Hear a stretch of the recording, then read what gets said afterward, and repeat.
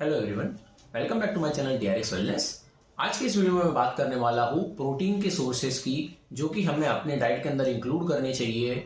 चाहे आप जिम जा रहे हो, चाहे आप एक्सरसाइज कर रहे हो या ना कर रहे हो, लेकिन प्रोटीन के सोर्स आपकी डाइट के अंदर होने ही चाहिए। दोस्तों, प्रोटीन एक मैक्रोन्यूट्रिएंट है जो कि अमीनो एसिड से मिलकर बनता है। एंड ये डिफरेंट टाइप के अमीनो एसिड जो होते हैं वो डिफरेंट टाइप के प्रोटीन्स बनाते हैं। प्रोटीन का फंक्शन हमारी बॉडी में काफी ज्यादा है। ये हमारे मसल्स को रिपेयर करने में, देन हमारी स्किन को बनाने में, देन हमारे हेयर हैं, हमारे बाल, हमारे जो नाखून होते हैं, देन हमारी बॉडी के अंदर की जो एंटीबॉडीज होती है जो कि हमें इन्फेक्शन से लड़ने में मदद करती है। देन उसके अलावा हमारे जो काफी सारे हॉर्मोन्स होते हैं, कितने सारे एंजाइम्स होते हैं, इन सबके फॉर्मेशन के लिए हमें प्रोटीन की जरूरत होती है।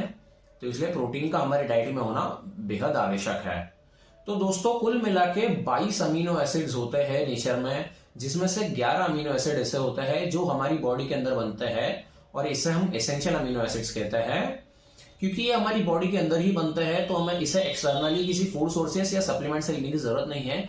लेकिन हाँ, कुछ स्पेशल केसेस में, जैसे अगर वुमेन्स की हम बात करें, तो इनमें अगर प्रेगनेंसी का दौर जब आता है, तो इसमें एक स्पेशल टाइप का अमीनो एसिड जिसे हम आर्जिनिन कहते हैं, जो कि एक एसेंशियल अमीनो एसिड तो है, लेकिन हमें फिर भी इसे बाहर से सप्लीमेंट के तौर पे इसे हम सैशे आता है, पाउडर का पाउच आता है, उसे हमें लेना पड़ता है।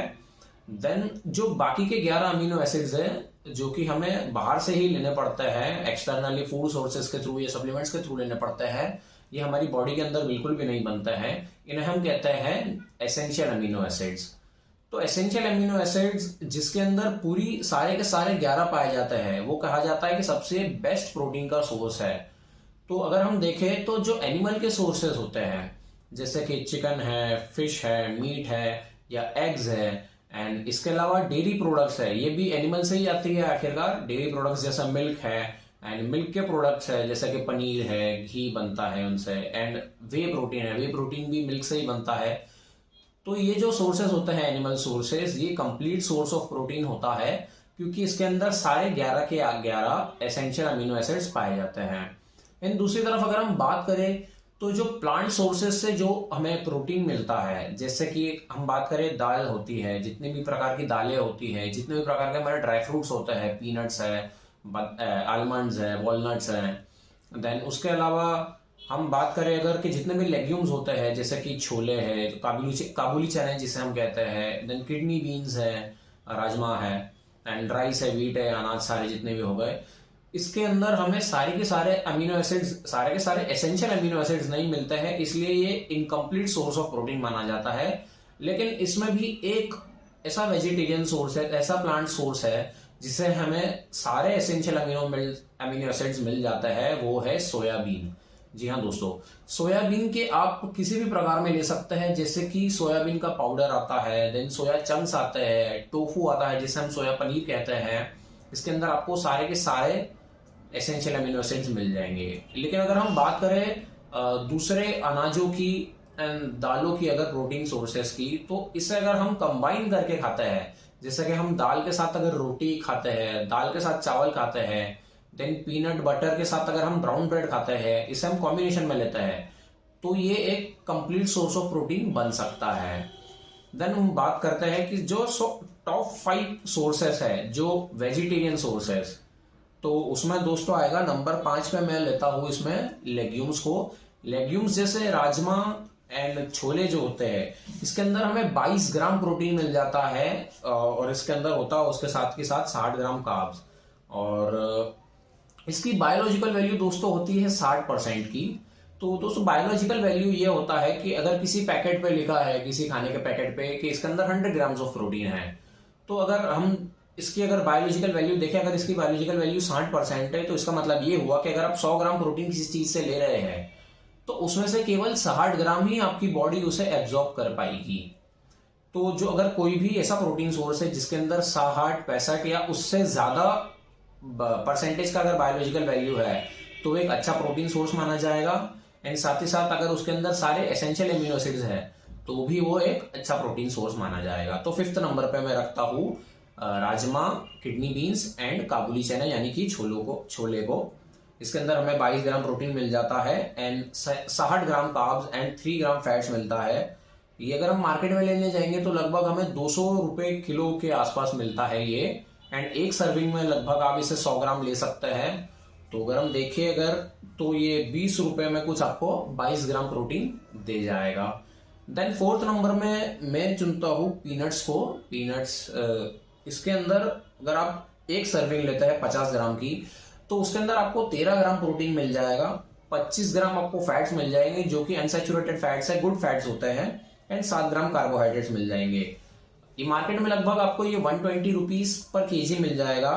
तो लगभग अगर हम 50 ग्राम की सर्विंग देखें तो आपको 6 रुपए में ये 13 ग्राम प्रोटीन मिल जाएगा।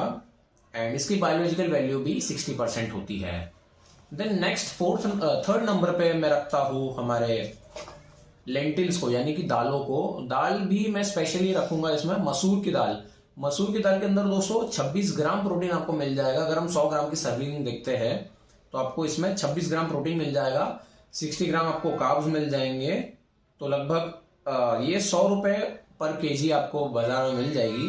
तो अगर हम 100 ग्राम की सर्विंग के हिसाब से देखें तो 10 रुपए में आपको लगभग 26 ग्राम प्रोटीन मिल सकता है इससे।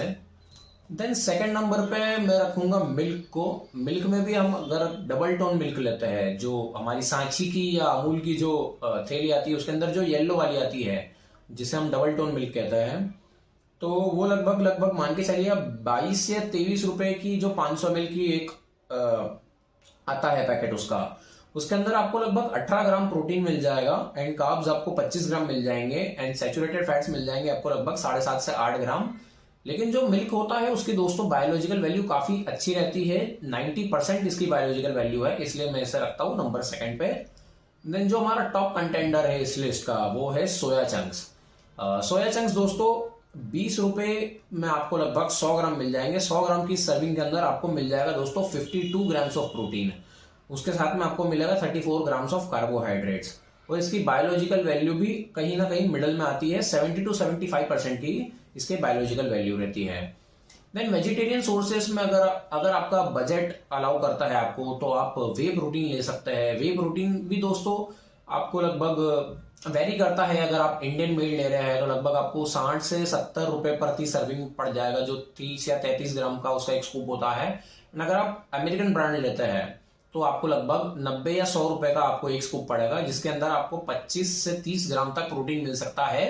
डिपेंड करता है कि आप कॉन्सेंट्रेट प्रोटीन लेते हैं या आइसोलेट प्रोटीन लेते हैं। देन इसके बाद अगर हम बात करते हैं कि नॉन वेजिटेरियन सोर्सेस में जो बेस्ट सोर्सेस है, तो उसमें 3 मैंने सोर्सेस लिए हैं, जिसमें से मैं 3rd नंबर पर रखता हूं फिश को।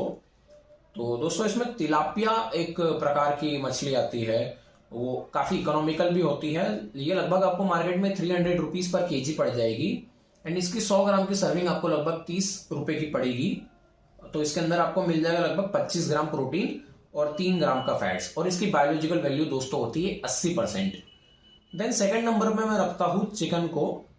चिकन ब्रेस्ट, इसमें अगर आप स्पेशली देखेंगे, अगर हम जिम करते हैं, अगर हम लीन सोर्सेस की प्रोटीन की बात करते हैं, तो चिकन का जो ब्रेस्ट पार्ट होता है जिसके अंदर कोई भी फैट्स नहीं होता है, अगर आप रिक्वेस्ट करते हैं अपने वेंडर को तो आपको वो चिकन का ब्रेस्ट पार्ट आपको निकाल के दे देगा। तो लगभग 40 रुपए में आपको ये 100 ग्राम मिल जाएगा। एंड इसकी 100 ग्राम की सर्विंग में आपको मिल जाएगा 30 ग्राम प्रोटीन, एंड इसकी बायोलॉजिकल वैल्यू है लगभग 85% की। जैन जो हमारा नंबर 1 सोर्स है नॉन वेजिटेरियन में, उसके अंदर मैं रखता हूं एग्स को।